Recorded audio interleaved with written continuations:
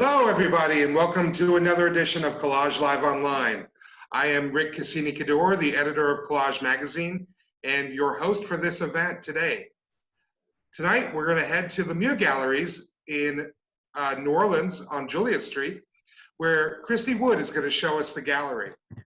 We want to hear from you, and the way to talk to us is to use the chat, which is open and monitored, and let us know your questions, and we will relay them to Christy after she gives us a little tour of the gallery.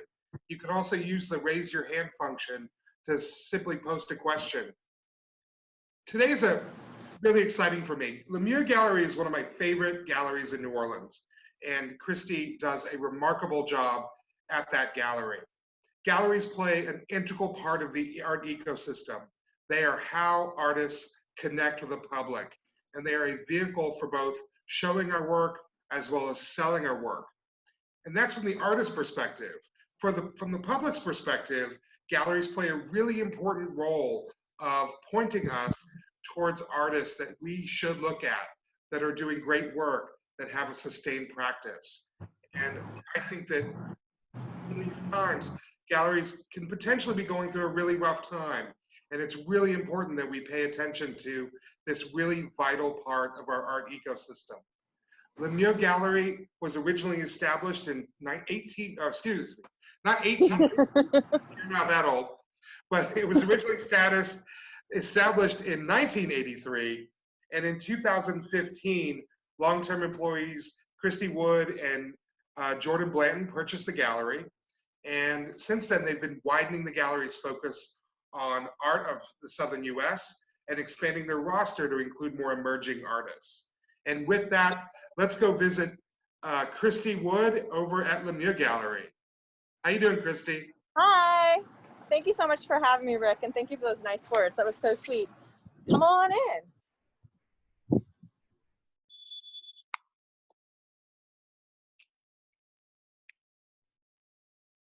So I just wanted to start by saying thank you so much to Rick and everybody at Collage Live for having me this evening. We're going to do a little walkthrough of my group show, Family. It's an anniversary group show. As Rick said, in 2015, myself and my business partner, Jordan Blanton, took over the gallery. So this marks our 5-year anniversary. It also marks my 20th anniversary with the gallery this year, because it's in October. So a little bit about the show. I wanted to do a theme of family, just to kind of celebrate being with the gallery for so long. But with everything changing this year, went back and forth and thought it might not be the best theme for the exhibition. But what I decided to do was kind of flip the idea of family and not necessarily being who are your parents, but who you select in life to kind of uplift, raise up, and to celebrate. So this is a celebration of my gallery family and the artists I've worked with over the past 20 years. Some of them who I've known for the 20 years I've been with the gallery, and some of them who are relatively new to the gallery. So with that in mind, we're going to walk through and look at some of the collage pieces in the exhibition. There are quite a few. So we're going to start over here. So this first piece is by Jan Gilbert. Bear with me for a second. Jan is a collage multimedia artist based here in New Orleans. This piece is called The Biography of House. So this is just a small segment of a 300-foot piece that she did from flooded photos from her family's house in Lakeview after Hurricane Katrina. So the original exhibition of the work was basically wrapped around her home, and so these are all old photos. I guess I started and then went back. She also exhibited this as part of Prospect One here in New Orleans. The next piece I'm going to talk about is Michael Pajón's work. Michael's piece is The Folly of Prometheus. So you see here, it's a image of a snake. So this is a mixed media collage with antique book covers. So what he's doing is kind of changing the story of, well, not changing, but adding to the story of Prometheus. Prometheus stole the fire from the Titans, and he's looking at Prometheus kind of as a modern day person who sends the information to the people. His words are better than mine. So Prometheus is stealing knowledge and sharing it with the public, like today's modern day whistleblowers and journalists. I feel like you're getting a lot of view of my back. I have with me today one of my long-term artists, Deidre Ludwig, who I've been working with as long as I've been with the gallery. So the next piece we're moving on to is a collage piece that she did specifically for this exhibition. This piece is Global Family. And so this is all ping pong balls that Deidre painstakingly collaged various images. And I, since Deidre's here, will let Deidre kind of say a little bit more about the piece specifically. This is the first collage piece that I created for LeMieux Galleries. So when I got the call from Christy, I had this immediate feeling that I definitely wanted to encompass a global family. And I wanted to use something that was circular, that would be representational of the earth itself. So I wanted to keep a round shape, and I wanted to keep, something that would collage easily. So I used ping pong balls. So there's 91 here, and there's various cultures that are global. I've also brought in Tamir Rice. He's represented. So I brought in cultural Mardi Gras Indians. I've brought in coronavirus, and there's snapshots in here and photographs that are personal for my family. There's photos of my father from World War II. I've included maps, globes. And when I worked on this piece, I wanted to, there's symbolism here that I wanted something gold that was very luminous, that felt very hopeful. So I made the foundation intentionally out of gold leaf. So it would be something very uplifting, and with also an essence of spirituality. And then I decided to use a clear bowl that signifies clarity. And I wanted to encompass all ages. I've got an infant baby, and then I've got, some older gentlemen in here. But I wanted a broad spectrum of folks around the world. And then I brought in some police brutality issues, and added, a representation of Eric Garner in here. And you hand painted some of these parts, yes, too, right? She's hand painted, and she's been painted. She's hand painted. But I used just what I had at home, so I wasn't venturing out for new supplies. Mm-hmm. And this has been one of the most fun projects that I could have worked on, because it was so labor intensive, right. And it really, it came together, and I wanted to, hand deliver it here. But yeah, I'm actually really excited about this piece, and it's sort of already taking on another project that I'm already started. Oh, wonderful. So I think this piece is really special too, because with the theme of family, and not, like I was saying, not being the people you're born from, but this is celebrating the universal family, the global family. Exactly. And Deidre is very much a part of our family, as I've been working with her as long as I've been with the gallery. We've had at least 4 solo shows together and numerous group shows together. So Deidre represents the LeMieux family probably as much as any artist that I work with. Thanks, Deidre. We're gonna move along.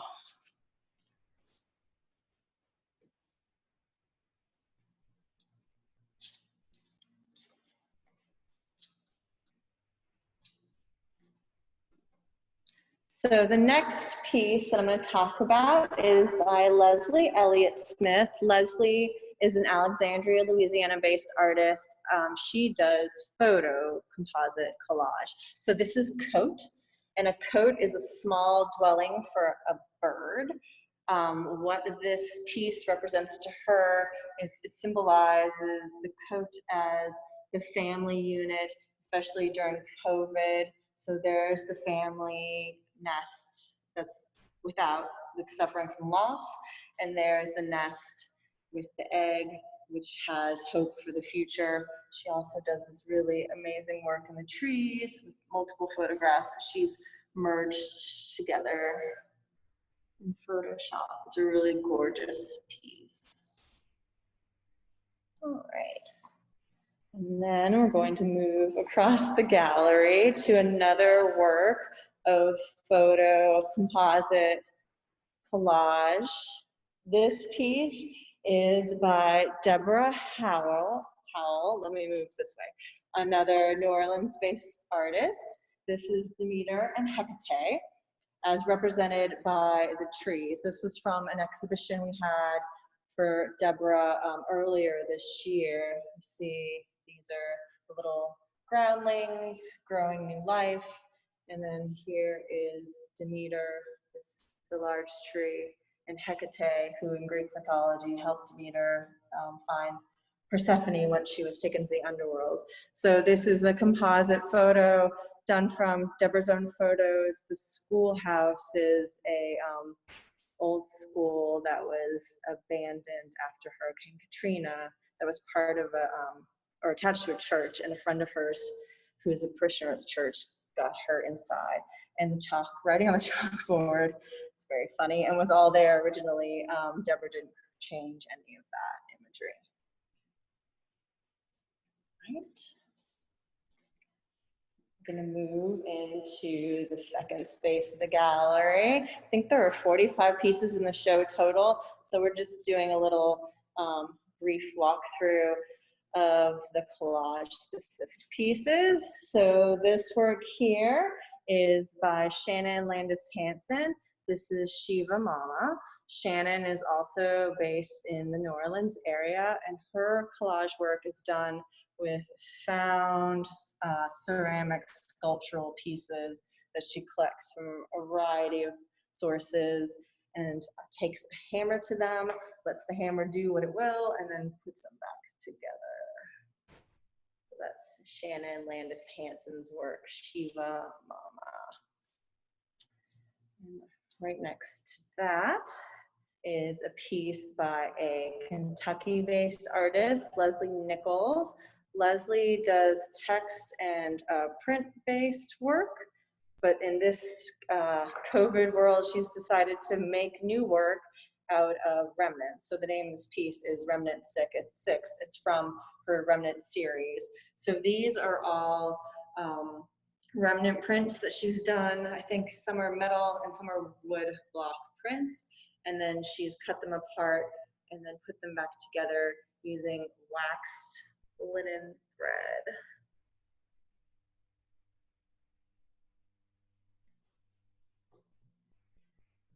Right. And moving on to the next piece. This is Marcy Lally's work. This is Ancestral Belonging. So this piece and Marcy's work is mainly done from animal skulls, and then like Shannon Landis Hansen, she's using found objects, ceramics mostly, but she's also doing handmade pieces in there as well. So there's these leaves in here are all done by hand. Ancestral belonging has to do with finding greater meaning and whole and purpose in the world. So this one is with the beautiful deer skull. And then last but not least is the work of John Barnes Jr. I'm going to back up a little. This is a diptych piece. There are obviously two eyeballs. So this one is called 2020 Vision. And the idea of this piece is creating these eyes that are seeing all of the things that are coming to light. I mean, they've been here for a while, but coming to light really in 2020 through our minds into our soul. And that is done all from found wood that's been constructed. So those are all the collage pieces in the exhibition. Well, thank you for that tour, Christy. Yeah. As Christy's going to join us at a different camera, and we're going to have an opportunity to ask Christy some questions. So please put your questions into the chat, and we will pose them to her and Deidre. And I have a question for Deidre to start with. And when Deidre appears. Okay. Oh, let's see. There we go. So Deidre, how long have you been with the gallery? I've been with LeMieux Galleries since 1991. So, and that's before Christy's time, if I understand right. I'm curious what has been. I started with the gallery in 2000. I'm curious, Deidre, what has it meant to be part of LeMieux Gallery for so long? Like as an artist, what has that experience been like for you? It's been one of the most consistent relationships that I've had with the gallery. So this has been a really important part of my career, from my early work to my more mature work, and it's always felt like a home to me, and it's given me an openness to just keep creating the flow of my work. And this is the first time I've actually shown collage. My work is representational of botany, abstract botany, mostly from Louisiana regions. But it's just been such a steady relationship, and for me, that's been an incredible base for me. And I want to pose a question to Christy, because I think it's on all the artists' mind at least, and that is, how does one join a gallery like LeMieux Gallery? Like, what's your advice for an artist? I would say to do some research and find a gallery that's a good fit for you. Building a family means finding a spot finding a gallery where you fit in, but also that feels right for you. So do some research, visit some galleries, visit their websites if you can't physically get to their galleries, and look at the shows they're showing, and look at their roster of artists, and see if the kind of work you're doing kind of fits within the aesthetic of that gallery, and then maybe consider submitting work to them. We have a question from Ralph Dobbins, who asks, do you draw a distinction between collage and assemblage? And if so, can you elaborate? I actually do not draw a distinction between collage and assemblage. Perhaps I should, but I don't.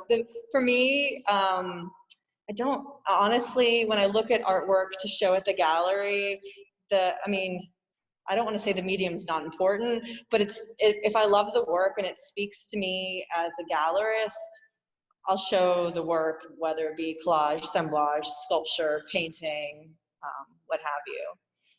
So in your view, the distinction between collage and something else, it's art, and if it works as art, that's what's really important to you. Right. It's meaningful and impactful, and I enjoy it and feel like the people who are collectors are going to enjoy it, then we'll most likely show it at the gallery. We have another question of someone who is an emerging collector and wanting to know about how they get started. How do they start building a relationship as a collector with the gallery? So this is something that was very important to myself and my business partner, who unfortunately isn't here today, Jordan Blanton. It's actually her birthday. When we took over the gallery, we really wanted to focus on fostering relationships with starting collectors, whether they be young, old, whoever. So we started something called Petite LeMieux, which is a room of small, less expensive works, kind of just for folks to kind of start with collecting. I would say to someone who's starting out, figure out what you like, you don't have to start with a giant purchase. You could buy something small. You also kind of start visiting galleries and find which galleries kind of have a similar aesthetic to the work that you like, and you probably find lots of things from that gallery and will want to follow them and become a collector of theirs for years to come and kind of grow with them as the gallery grows.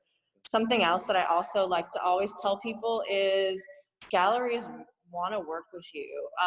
We love young collectors. I am happy to let you guys pay for work over time. I mean, it's a difficult time right now. My main objective is to show beautiful work and then get it in the homes of people that are going to appreciate that work. So don't hesitate to ask if a gallery is willing to kind of work with you over time to pay for a piece. If you want something that's, you know, more expensive than what your budget would allow immediately. Janet Davies is asking about an artist, a New Orleans artist, Jacqueline Bishop, and that you had showed her at one point. So we don't actually show Jackie Bishop. I know Jackie, she's a lovely person. She actually shows with Arthur Roger Gallery, which is also in our neighborhood on Julia Street. They're in the 400 block and also one of the first galleries on Julia Street. And you're in a gallery district, and how does that work? Can you say a little bit about the arts district? Oh, absolutely. So I'm actually currently the secretary of the New Orleans Arts District Association. So it's an association currently of 14 galleries and 3 or 4 institutions in the neighborhood. What we basically do is support and raise awareness for the neighborhood and to get people to come down here to see amazing artwork, whether it be in a gallery setting or a museum setting. And we collaborate. So we do collaborative advertising, we do events. We just had an event on Saturday.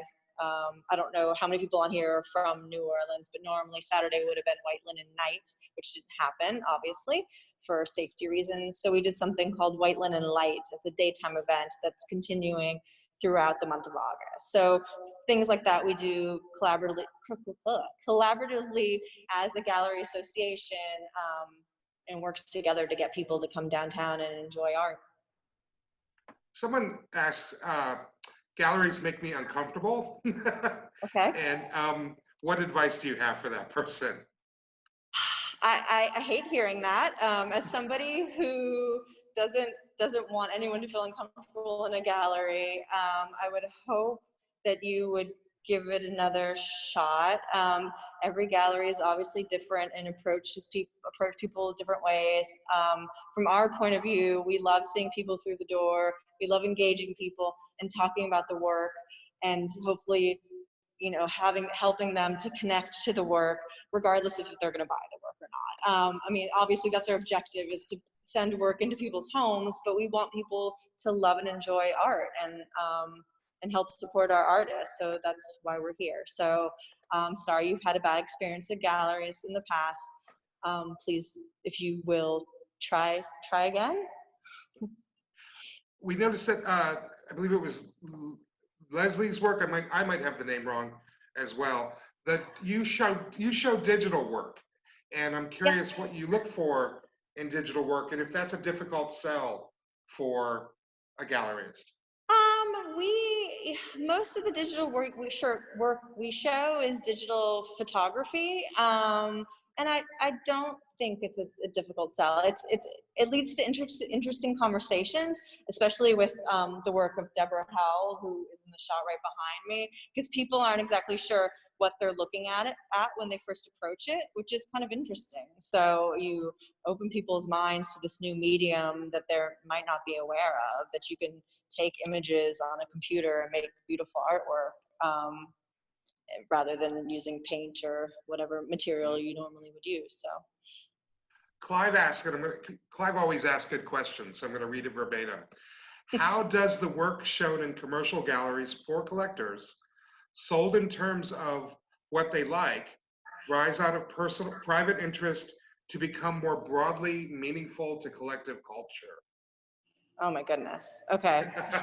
Told you Clive asked a good question. If you want to stall a little bit while you think about it. To answer. So how do works sold in commercial galleries to collectors.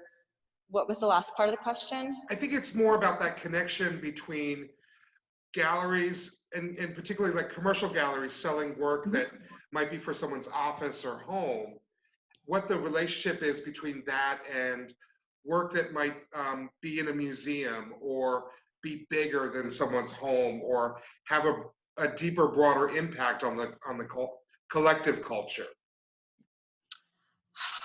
I'm not entirely sure how to answer that question, to be honest. So, I mean, for us, I mean, obviously we want our artists' work to go out there in the world, whether it be in a museum or institution or in a private home. But I don't really see a distinction there between when I show work between a museum piece and a piece for someone's private collection. If he wants to follow up that, and so I can clarify, I apologize if I'm not answering that well. I want to invite other people to kind of pose their questions. And we have another one here about COVID. So we notice that you're wearing a mask. And both kind of, what are your concerns about the impact of the pandemic on galleries in general? Not just LeMieux Gallery, but like the entire arts district or commercial galleries in general? It's a huge concern. We in the arts district rely a lot on, well, myself, maybe not all galleries, I can't speak to everybody downtown, but on foot traffic. And because of the closures for safety, and now just because of the pandemic, we don't have a lot of foot traffic in the galleries. So pretty much the majority of most of the sales that are happening right now are happening online and sight unseen because people just aren't coming in the galleries. So that's going to have a lasting impact, especially in New Orleans, in a town where we rely so heavily on tourism. Tourism's not going to come back to New Orleans anytime soon. So that's something that we're going to have to kind of figure out. As a district, we're still kind of addressing that and working through that and figuring out how to attract people to come back downtown and support the arts. Yeah, it's not an easy time for sure to be a gallerist or an artist. I mean, my end goal is to support my artists and to keep selling their work too. So it was something that was important for us when the pandemic first started, was to make sure that we had a really good online presence, and we're continuing to advocate and put their work out there for people to see. Well, can you tell us a little bit about what you have coming up next at LeMieux Galleries? So we are continuing our programming. Our artists have been really amazing. It's definitely not an easy time, but we never stops with our programming. I obviously gave artists the opportunity to reschedule, but also continue to have their work in the space even when we weren't having a lot of visitors in, which gave us opportunities to do Facebook Live events and things like that. So we have an exhibition coming up next for Shannon Henderson, who did the piece Shiva Mama that was in the second space. It is collage work. It's done with mixed media, ceramic, sculpture, found in a variety of sources.